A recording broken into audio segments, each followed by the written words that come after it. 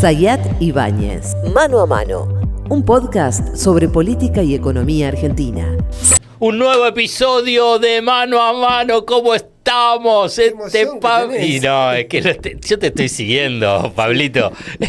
Lo tuyo es, pero son viste que va Santiago Caputo a practicar tiro al blanco. Sí, no sé si le da al blanco, pero sí. Pablo Ibáñez pone la mira y ahí va al 10. ¡Pum! ¿Cómo le va, señor? ¿Bien? Muy bien. ¿Episodio número? No, decilo vos. 54. 55. 55. 55, Pablito. Cada uno póngale el número del episodio que quiera. Pero pará, la vez pasada nos olvidamos. ¿Qué es lo que tiene que hacer?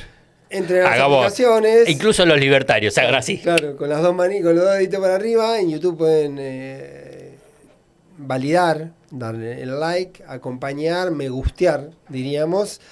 Es importante seguir para estar actualizado de los episodios. Es importante compartir los episodios para que amigos, conocidos y demás gente se siga sumando a la comunidad de Mano a Mano. Porque así nos hacemos amigos del algoritmo. Exactamente. Y en Spotify también. En Spotify también lo mismo. Pueden recomendar, pueden calificar. 5 estrellas, naturalmente es el número razonable que tienen que poner. Así que saludos para todos los que nos acompañan. Todo el tiempo. Iba a hablar de alguien en particular que no podía citar su nombre, pero ahora después me voy a acordar. ¿Cómo es lo? ¿Tú vas a hablar de alguien que no vas a nombrar? No, porque me dijo algo de... a ver, dame pistas primero. Un dirigente, exfuncionario del PRO, que nos escucha y que decía que que le está faltando un poco más de economía a la... ¿quiere escucharme a mí? Sí, me dice, estás hablando mucho vos. Le está faltando un poco más pero de... Pero vos decirle a dónde también me puede escuchar un montón. Me puede escuchar un montón también de economía. Sí, es como que acá me tomo el recreo. Pero bueno, vamos a hablar un poquito de economía, porque vos fíjate, FMI, lo de la FIP. Sí. En política, ¿me vas a explicar el tema del matrimonio, no matrimonio, Macri, Milei? ¿Qué pasa con Santiago Caputo? ¿Están desembarcando amarillo, no amarillo? Bueno, pero antes, para así la hacemos rapidito y vamos a grueso. Axel, Cristina Fernández de Kirchner. Bueno. ¿Qué es lo que pasa? Cierra un capítulo, cierra la historia, Pablo Ibáñez. Cierra un episodio. Hoy a la tarde se van a compartir una actividad. Hoy a la tarde estamos grabando antes de que esto ocurra. Miércoles. La información es muy fresca de ahora. Yo estaba viniendo para acá y me lo cuentan en el Teatro Argentino de La Plata. La información ahora. Capaz que después hay cambios y envejece mal el episodio. Miércoles 23 de octubre. Cristina y Axel Kicillof. Estamos grabando el miércoles a las 3:30 de la tarde. Esto va a ocurrir a lo largo del día. Va a ser una foto después de mucho tiempo, en un momento donde estaba prácticamente rota la comunicación. Por lo tanto, lo que uno puede entender que se reabre por lo menos un canal y una gestualidad pública para mostrarse juntos. Después, todo eso tiene que ir definiendo otras instancias que para mí son tan o más importantes. Es mejor dicho, en la secuencia temporal, primero tiene que reabrirse ese diálogo, esa instancia de comunicación entre Axel Kicillof y Cristina Fernández de Kirchner. Y después tiene que haber por lo menos 2 episodios, 2 cuestiones que para mí me parecen muy importantes. A ver, primero, fin de año, Kicillof tiene que tener el presupuesto. Presupuesto 2025 de la provincia de Buenos Aires. De la provincia de Buenos Aires, un presupuesto determinante por el año que se viene. Y ahí necesariamente imaginar la discusión de un presupuesto en una relación de tensión explícita entre Kicillof y el cristinismo o la cámpora es un escenario delicado. Porque la legislatura de la provincia de Buenos Aires... Simplemente hacemos al revés. En la legislatura bonaerense, Kicillof no tiene un legislador propio. Nada. Tendrá algunos más o menos amigos y qué sé yo. Pero la pregunta ahí cuando lo dicen, porque yo solo escuché a varios, ¿tenía a alguien para ponerlo? No, porque esto es importante. Para poner? Y claro, para decir, bueno, no sé, en lugar de Juan Pérez, que vaya Pedro López, porque él sí, yo lo conozco a él desde chiquitito. Es relativo si tenés a alguien para poner o no poner, digamos. Sí. Y no es relativo. La Cámpora tenés toda una construcción territorial, construcción política. ¿Qué determina eso en términos reales? Bueno, pero que tienen a alguien. Pero estoy preguntando si Axel tenía a alguien. Por ahí sí, estoy haciendo la pregunta. No. Gente de confianza, porque la idea es gente de confianza que le reporta. Sí, la lógica ahí era, los míos son de confianza tuya. Digamos, es como decir, el reproche que había ahí, Axel necesita legisladores propios si nuestros legisladores son de Axel. Esa lógica la entiendo. Bueno, entonces pero para desafiar esa lógica, pero para Pablo, lo que yo voy es un paso más. Para desafiar esa lógica, sí. Decir, también tenés que mostrar a quién tenés vos para poner, porque si no tenés nadie para poner como legislador, y sí, bueno, estos van a ser tuyos. Bueno, voy a un caso particular, si sí, a ver. Porque es un caso muy notable. El Cuervo Larroque. El Cuervo Larroque, o el espacio político del Cuervo Larroque, no puso legisladores y seguramente tenían tantas posibilidades de candidatos. Sí, te entiendo, ahora sí. Que es lo que puede haber tenido la Cámpora, digamos. O los espacios de los intendentes, una de las orígenes de la disputa entre Ferraresi y la Cámpora fue el legislador por... la tercera por Avellaneda, que está Emanuel Santalla. Vos decís que Ferraresi no tenía a alguien. No, ahí sí, no. Yo te estoy hablando de Axel. Ferraresi sí, el Cuervo sí. Bueno, porque sí. Yo a lo que voy es lo siguiente. Yo entiendo que si vos sos gobernador de la provincia de Buenos Aires, líder político y querés ser líder político, tenés que por lo menos tener espacio y capacidad para poder decir, bueno, esta persona es de confianza, quiero que sea el primer legislador por la provincia de Buenos Aires, por la tercera sección, que sea intendente. Ahora bien, pero si no lo tenés, ¿qué querés? Habla de la debilidad de la construcción previa. Sí, me genera cierta curiosidad la pregunta, porque si uno se pone a pensar cómo se arman las listas, juegan otra cosa. Ajá. Es muy común, y lo voy a citar por la Cámpora porque es el espacio que ha tenido más fuerza en esos momentos, que en las listas dijesen el 2 y el 5 de la Cámpora y no supiesen los nombres. digo, cuando vos me decís a mí si tiene que haber una definición, si alguien tenía o no tenía candidatos, es una discusión teórica. Porque la práctica es decir, si vos querés gente de confianza, conseguís. Si vos querés legisladores propios que te reporten, conseguís. Por eso creo que la discusión original no es esa. La discusión original era planteada desde el maximismo, creo que con lógica hasta este momento, hasta que se empieza a complicar todo, hasta estos meses, era si mis diputados son tus diputados. Si mis diputados te acompañan en todo. Entonces, por eso yo pregunto que era determinante llegar a la discusión del presupuesto con esa situación medianamente allanada, por una convivencia que permita ordenar algunas cuestiones. Si hay otro tema muy interesante, muy importante y determinante para lo que viene, es la cuestión electoral, pero no la cuestión de la lista, la cuestión del sistema electoral. Ya vamos a hacer un capítulo especial en algún boleta única. Medio capítulo. La boleta única nadie la quería en el peronismo. Votaron los bloques en contra de la boleta única. Ahora la boleta única existe.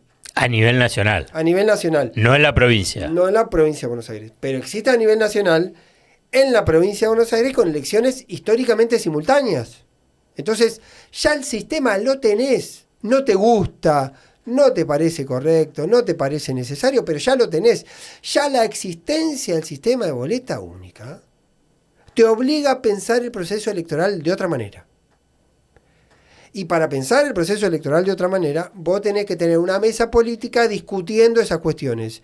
Y no hay una instancia política, porque estaba rota, habrá que ver cómo es la foto y qué profundidad tiene, para discutir cuestiones de ese orden. Porque, por ejemplo, vos podés decidir en un momento, la boleta única sí o sí va a requerir una elección concurrente. Que es la elección en la provincia de Buenos Aires. En la provincia de Buenos Aires. Elección doble. Mínimamente. Dos elecciones. Día, 2 urnas, 2 sistemas de votación similar. Como en la ciudad de Buenos Aires. Como en la ciudad de Buenos Aires. Podría haber, por elección, ejemplo, se podría simplificar y que la provincia de Buenos Aires disponga un sistema similar de boleta única y vos vos no votás en la provincia de Buenos Aires, pero sí yo voto en La Plata, me podrían decir, yo llego al cuarto oscuro, yo llego a la mesa de votación, me dan 2 boletas, una boleta única para cargos nacionales y una boleta única para cargos provinciales. Entro al cuarto oscuro, la marco y la pongo en la misma urna, por ejemplo. Podría poner la misma urna o no, simplificar el trámite. Esa es una decisión a tomar. ¿Hasta qué punto es una decisión a tomar? Que la ley nacional modificó el calendario, el cierre de listas se anticipa un mes y ya hoy te queda desacoplado con los plazos y el calendario de la elección primaria bonaerense. Por lo tanto, hay una serie de complicaciones que las tenés que discutir. Y hay una decisión política para tomar. Como no hay, insisto, una mesa política del espacio del panperonismo, de Unión por la Patria, del frentodismo, ponele el nombre que quieras, hay discusiones de ese orden que no se están poniendo sobre la mesa. Y no tenés tiempo infinito para resolverlo, porque si vos, por ejemplo, quisieses contrarreloj, es decir, che, yo quiero eliminar la PASO, porque si elimino la PASO, me quedo con la última instancia, puedo poner fecha propia en la PASO, que se vote por un lado boleta única y después que con la PASO se vote en otro momento, por ejemplo, o que se vote en una sola instancia, o tomar una decisión política de decir, bueno, las PASO no sirven, queremos simplificar el sistema de votación, vayamos sin PASO, ponele, todas esas discusiones no se están dando.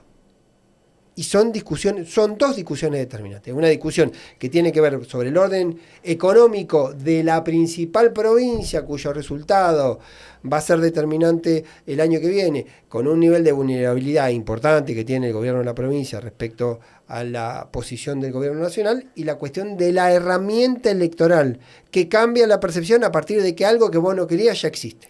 Te doy 2 títulos, pero pasamos de tema, porque vos no, te embalás. No, te tiro los 2 títulos. Primero, ¿no va a haber elección interna del PJ? ¿Me preguntás? Casi es una afirmación. No parece, yo ya vengo diciendo que es una elección imposible. Bueno, o sea que no va a haber elección. No debería haber. Y da la impresión, con esta cuestión de la boleta única en la provincia de Buenos Aires, es que el primer nombre es el más importante, porque es el que arrastra. Lo tiró Milei, por lo pronto va a ser expert. Sí. ¿No? Va a ser expert.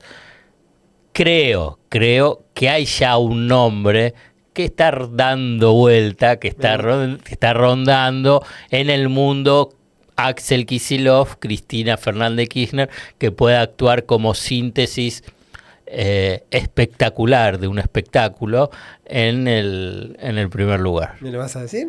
No lo sé, si vos ya lo sabés. No, me lo vas a decir, decilo vos. No, yo no lo voy a decir. Lo tenemos, pero si vos sos el especialista, te estoy tirando. Decilo vos, porque yo no tengo chequeado, por lo tanto. Bueno, chequeado. Le decía, pará, si vos querés información chequeada, no vengas conmigo. Decilo. Bueno, es de un actor. Un actor conocido. Que empieza con E. Que es de Avellaneda. Y empieza con P. No. Empieza con P el nombre y con E el apellido.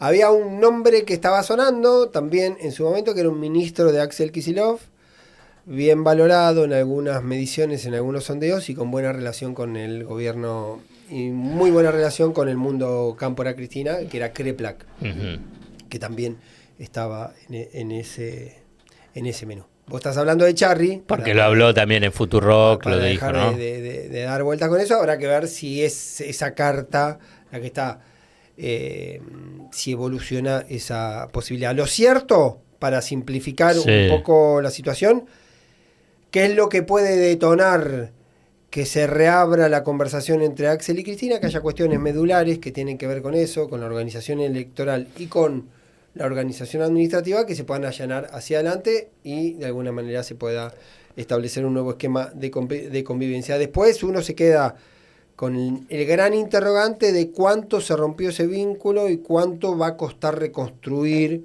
o no una relación de confianza entre Axel y Cristina, pero nos van a quedar días, semanas y meses por delante. Bueno, te salto y que voy a hablar algo de economía, pero antes del fondo quiero hablar algo de la FIP. Sí. La FIP, digamos, va a seguir existiendo, digamos, ¿viste? Porque algunos pensaron, dejamos de pagar impuestos. Sí. No. Armaron un nuevo título y va a estar la DGI y va a estar la aduana, como hoy, dentro de un área que era FIP, ahora va a ser ARCA. Sí. Digamos, O sea, que es lo mismo, digamos, dentro del esquema, si querés, organizacional. Ahora bien, al interior teóricamente van a desplazar algunos departamentos, digamos, ravioles de esa estructura, e incluso también el tema salarial.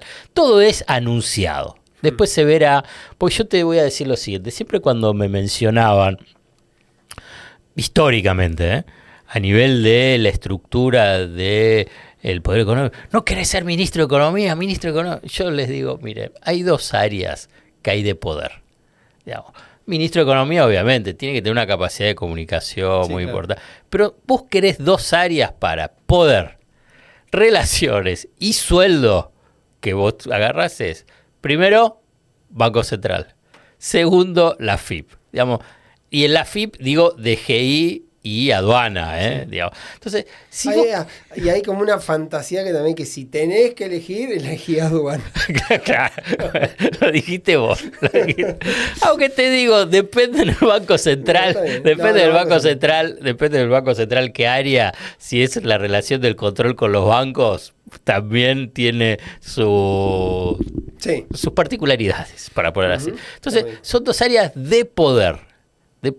Y de poder que viene de arrastre, no es como, viste, si querés un área, no sé, con todo respeto, ciencia y técnica, que bueno, pasa uno, viene otro, ponen otra funcionario, o en desarrollo social. No, acá es de carrera en el Banco Central, en la aduana y en la DGI. Bueno. Y cuando digo carrera, que pasaron por todos los gobiernos. Sí, claro. Y no está mal dentro de la teoría, ¿viste? Cuando vos me decís lo tuyo es teoría. Dentro de la teoría, en una estructura del Estado, dos áreas muy importantes. Es importante que la gente sea de carrera. Sí. Pero a la vez se generan los anticuerpos frente a cualquier idea de transformación que se quiera realizar. Mira, te digo un dato. Misraji, Florencia Misraji, que es la titular de la FIP, llegó al organismo con 2 personas. Una asesora y su secretaria privada, y el resto de la estructura la eligió de gente de la FIP que hizo entrevistas, y los que le cayeron mejor, los que le parecieron más aptos, lo armó. Es decir, ni siquiera Misraji vino con su equipo, claro. Y montó el esquema ahí.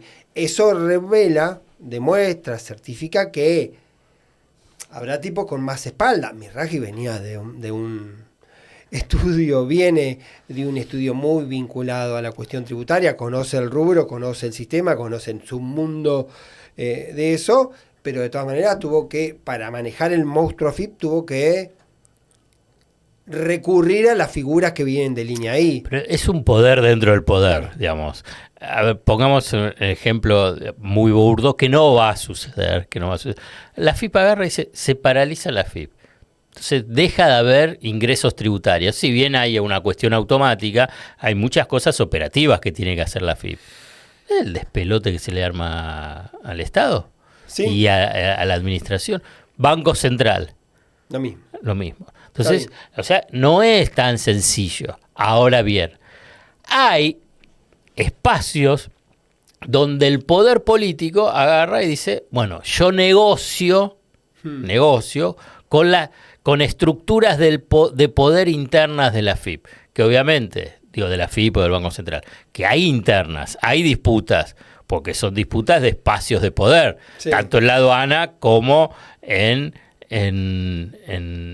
la DGI. Por eso cuando agarran y aparece Michel, el nombre, dice vamos a desplazar a la gente de masa, y lo presenta como una cuestión de la política para decir, bueno, ya está, ya le pagamos todo a Massa. Entonces, en realidad es esa disputa de poder, decir, bueno, ya está, ya conocemos cómo más o menos en el Estado algunas cosas, ahora tenemos que desembarcar en la FIP. Y para eso, Santiago Caputo, con gente, se arma una alianza que son transitorias. Quiero decir que, digamos, lo que pasan por la Casa Rosada pasa. Lo otro es el poder permanente, va negociando. Por eso ahí lo tenés Vázquez. Sí. La verdad, es parte de ese poder permanente. Esta idea de decir, no, porque es una señal contra Clarín, eso fue en el 2009. ¿Entendés? No, Total. estamos en el 2024, 25. Yo hablaba de Vázquez y citaba eso. Vázquez es un soldado. Era un soldado en su momento de bueno, Che Garay. y ahora es un soldado De- de otros actores. Yo contaba Con el Julia. otro día con Julia que Che Garay decía que no había. Se enteró en el momento que estaba ocurriendo del allanamiento. De hecho, hizo un sumario interno para saber quién había dispuesto esa orden, que evidentemente venía. Vos viste que lo que acabas de relatar va en lógica con lo que yo te estoy Total, diciendo, como total. es a nivel de estructura de poder, de lo que Sí. significa. O sea que quiero decir, esta idea de que va a haber una gran transformación de la FIP para desplazar, porque son sueldos, saldos, es todo cotillón Bueno, para el déjame decirte público. otra cosa, entonces. Internamente, vos pensás que los que te manejan, todo eso vos les decís, no, te vamos a bajar el sueldo.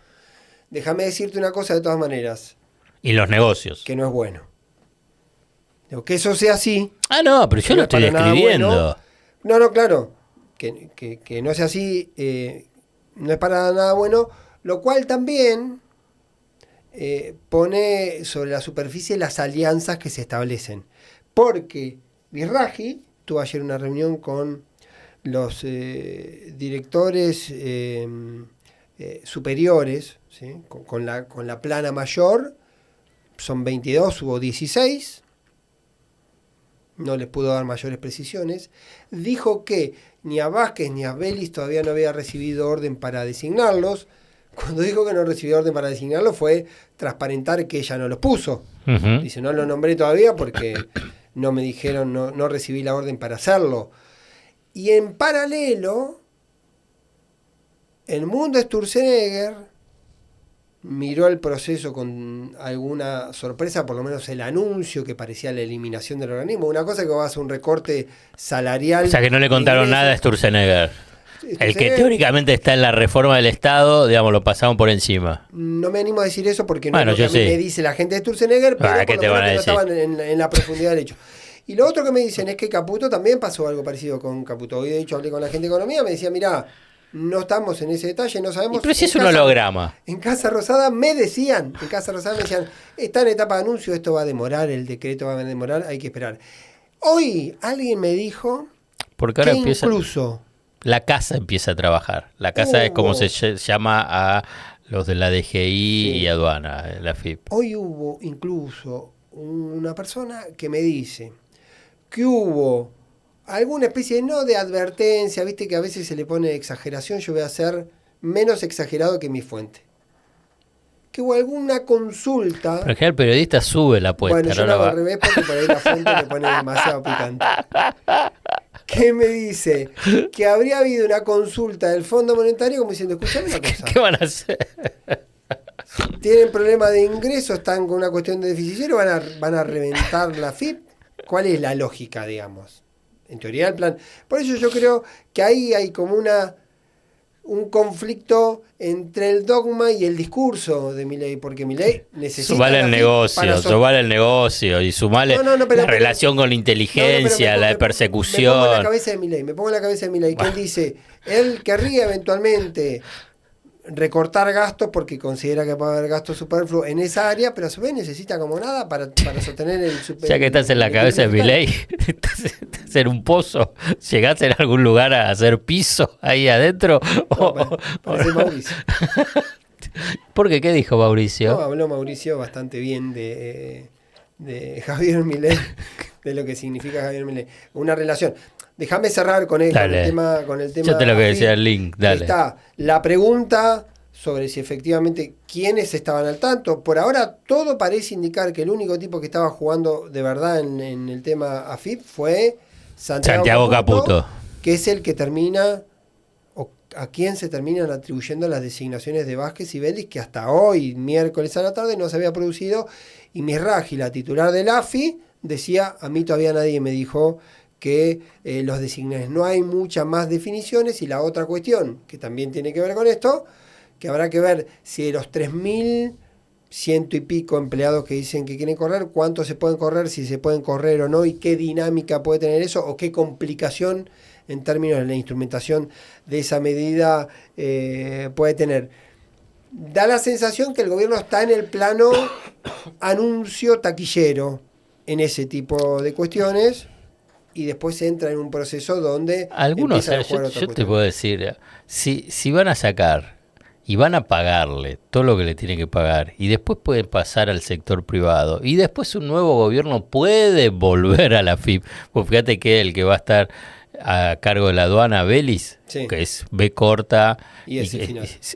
estuvo en la aduana y ahora lo vuelve Bueno, a traer. en el sistema María. Entonces vuelve. Entonces, te imaginas Los decir, 90, mirá, 70 y pico años que estos está esquemas que busca, en general, que dicen que van a reestructurar el Estado, es a veces un negocio fabuloso y oportunidades laborales extraordinarias, porque te imaginás, si vos vas a sacar a algunos que tienen cargos muy importantes, que saben cómo funciona el sistema tributario, el tema de recaudación, y pasa al sector privado. El sector privado, ¿sabe cómo los abraza? Ujú. Porque, digamos, lo que estoy diciendo que no va a ser nuevo. Pasó en otros momentos Claro. en la historia argentina del periodo democrático. Entonces, para cerrar este capítulo simple de esta parte, dejo como título, blanqueo. Flexibilidad en los controles vinculados con el origen del capital, más flexibilidad o fragilidad en la recaudación impositiva, a lo que se le suma facilidad de conformación y de integración en sociedades. Bueno, es un esquema tradicional que los que estudian en la teoría, como a mí me gusta, como ya me lo pusiste, ya me lo pusiste, en la teoría es, bueno, es una buena arquitectura de un país paraíso fiscal. Claro. Todo tuyo. No. ¿Cuál es el tema ahora? No, nos queda Macri. No, Macri, que te hice un link con Milei, Macri. Esta relación, lo que ocurre con Macri y Milei, me parece que hay una primera definición de que se va clarificando con eso, que quizá se ve más explícitamente en la UCR, que está ahí coqueteando con la idea de una fractura que no se sabrá si son 2 o 3 bloques, porque además de estar, hay como 4 universos. El universo más chiquito, que son los radicales peluca, los peluca. Hay otro grupo que son los manes, que son aproximadamente 6. Estás hablando de diputados. De diputados. Hay un sector más, el de Jacobiti y Lustó, que es un tercer, y después está el que pivotea, que es de Loredo. Pivotea, que es una forma de decir, digamos, pivotea, siempre equivocándose para el mismo lado, podría decir un amigo. Siempre termina, digamos, acompañando al gobierno. Lo que da la sensación que en el radicalismo se empieza a clarificar el mapa de la política argentina, de que ya no se puede estar en el medio con Milei. Digamos, en un momento ¿Estás o no estás? Estás o no estás, y el radicalismo me parece que da la sensación que eso es lo que se está explicitando. Y es el conflicto que tiene Mauricio Macri, que Mauricio Macri parece hacer una serie de observaciones y críticas muy duras de fondo al gobierno, pero después termina diciendo Milei, lo que está haciendo Milei es bárbaro, entonces vos no sabés cuál es el matiz. Lo que yo me detengo en la cuestión Macri es que lo que Macri... Te hago la pregunta antes que sigas avanzando. Yo simplemente como observador leo y observo a nivel de funcionamiento, de designación de funcionarios. ¿Le están dando a Macri en función a lo que él pidió? Porque energía, AFIP, digamos... Y entonces hay una sobreactuación de Macri. Yo estoy entonces, seguro que ahora, hay una sobreactuación, porque, por ejemplo, Tetamanti formaba parte de los equipos técnicos de Patricia Bullrich, del PRO, pero más vinculado con Patricia. Llega ahí por relaciones propias con el mundo Caputo y con el mundo de la energía. No es que Macri la propuso o Patricia la propuso. Formaba parte de ese sistema. De hecho, si Macri el que quería ir era Iguacel. Todos te mencionan que ahí Macri quería a Iguacel en energía. Su hombre era Iguacel. Asimismo como su hombre para la FIP al inicio del gobierno era Cuccioli. Es decir, él tenía otros nombres. Después aparece toda una oferta, toda una propuesta de figuras del entorno PRO o del entorno Juntos por el Cambio, y ahí sí vos podés hacer un rastreo y encontrar algunos personajes. Que, a ver, por son ejemplo, amarillos o pero vinculados con lo amarillo, son del pero mundo, no son macristas, pero no es Macri. no llegan ahí por Macri. Hay, yo creo que un proceso natural que explica A todo ver. muy fácilmente. El mundo PRO tiene amplísimas coincidencias con Milei. Milei tiene una carencia absoluta de funcionarios, porque como dijo Macri, llega como un outsider en serio. Me acordaba la frase que dijo Macri. Macri dijo, ¿qué me van a decir outsider Trump, que está el Partido Republicano atrás? ¿Qué van a decir outsider Bolsonaro, que estaba el ejército brasilero detrás? Outsider era, de verdad fue en Argentina, que era Milei, que no estaba con nadie, con su hermana y sus 4 perros, lo cual generó todo un conflicto, Macri resolviendo que eran 4 perros y no 5. Tema. ¿Sí se armó quilombo? No sé. Yo qué sé yo. Digamos, Porque- había un poco de chiste con eso. Porque lo que más, una de las cosas que me sorprendió, discúlpame, está asterisco, Sí. mencionaste los perros. Cuando en el momento de calentura de Milei con Franco Mercuriali, ¿está Sí. bien lo que dije? En Sí. TN, totalmente sacado contra Bonelli, Sí. y después contra Senwak, el que conduce, bueno, el de TN. que invitan a gente y que no piden no. Sí, van a que Van a- invitan gente que lo vaya a criticar. que lo vaya a criticar y que me critica y que dijeron que me acosté con mi hermana, que me acosté con los 4 perros. Hasta ahora. No, yo no había acordado de eso. Claro, no. No lo había escuchado eso. Sí, lo escuchaste. Lo de la hermana es cierto, había toda una joda, pero con lo de los perros nadie dijo que se había acostado con Por los eso digo, perros. yo no había escuchado lo de los perros, lo de la hermana había toda una conversación. No, nadie lo dijo. Y no- Él lo dijo la primera vez. Nadie dijo nada. Nadie dijo que se había acostado con los 4 perros. Bueno, yo nunca lo había escuchado. Nada, Él digo sí como lo había cosa. escuchado. Ahora, digo, Volvamos. se da el proceso ese proceso donde va a buscar razonablemente, ¿Quién? el mileísmo Ah. va a buscar funcionarios con los que tiene más empatía y encuentran gente vinculada al PRO o vinculada a Juntos por el Cambio. Es como ocurre con Mariano Campero, el diputado radical de Tucumán. Yo decía, con respecto a Campero y con respecto a la UCR, era radical en Tucumán porque no había otra cosa, porque en ese momento no quería estar con Busti. Pero era otra variable. Bussi. Venía de ese espacio, digo. Venía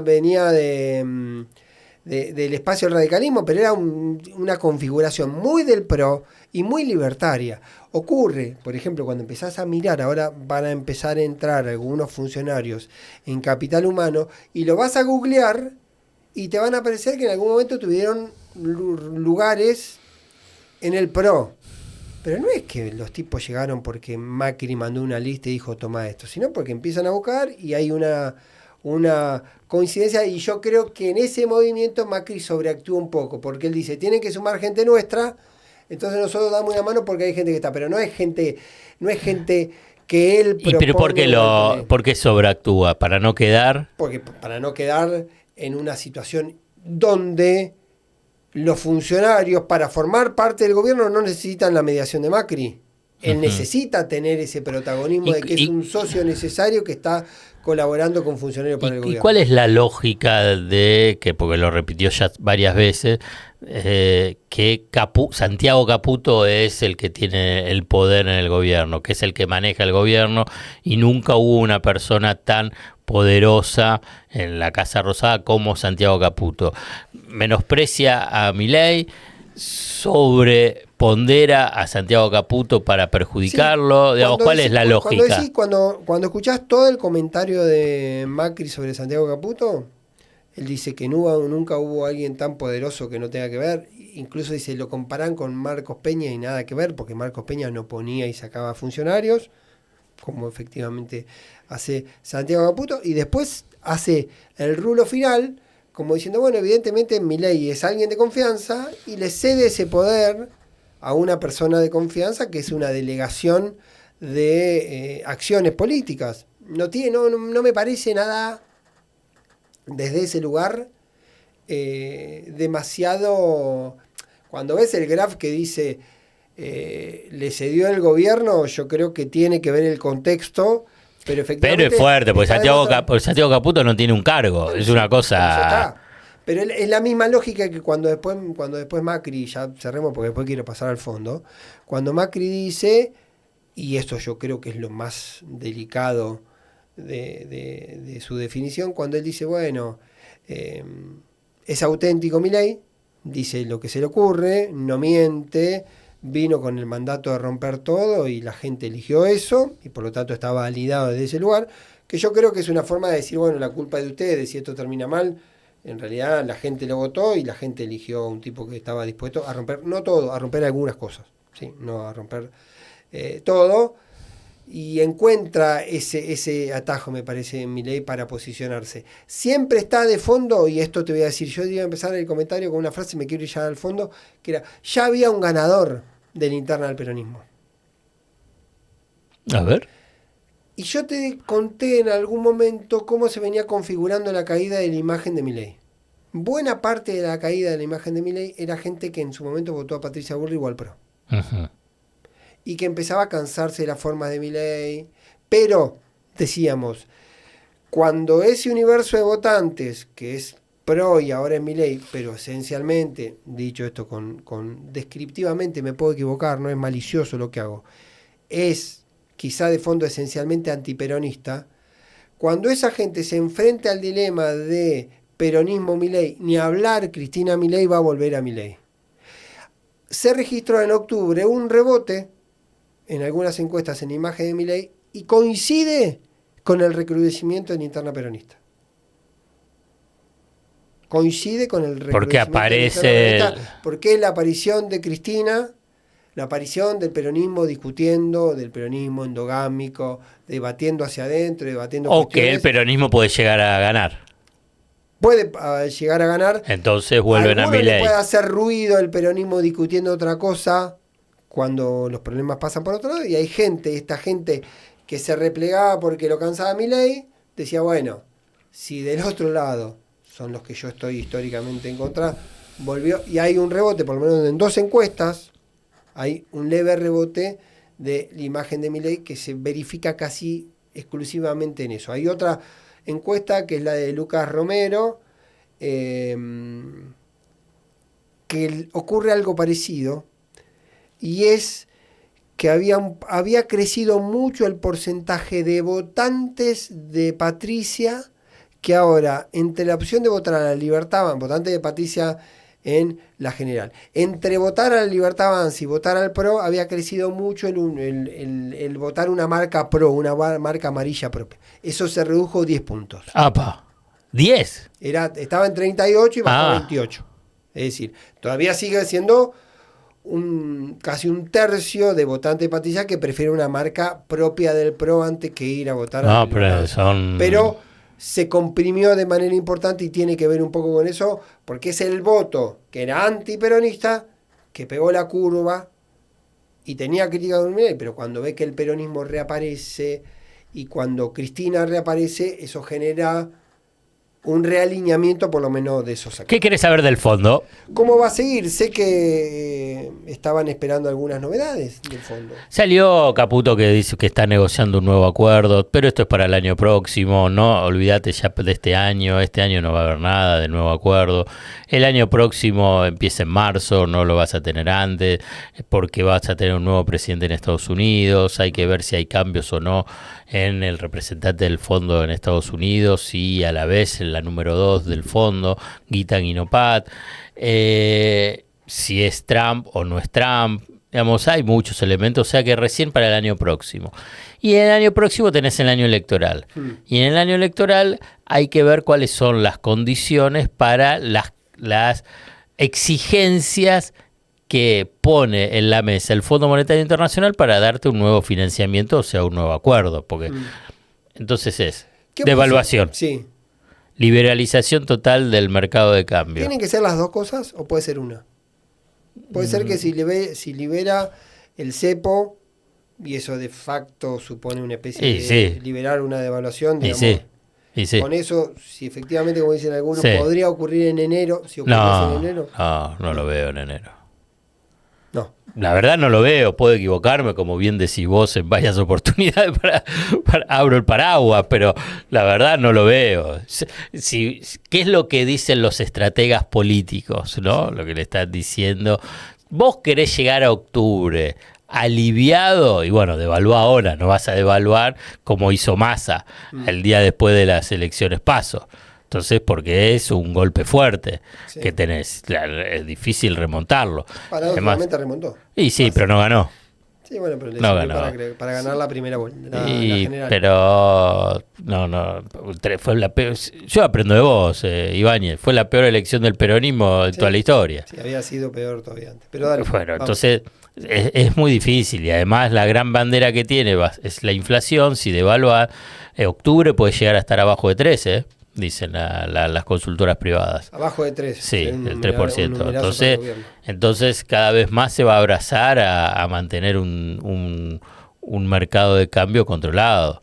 Si es una forma de poder bajar la inflación. Con la tablita.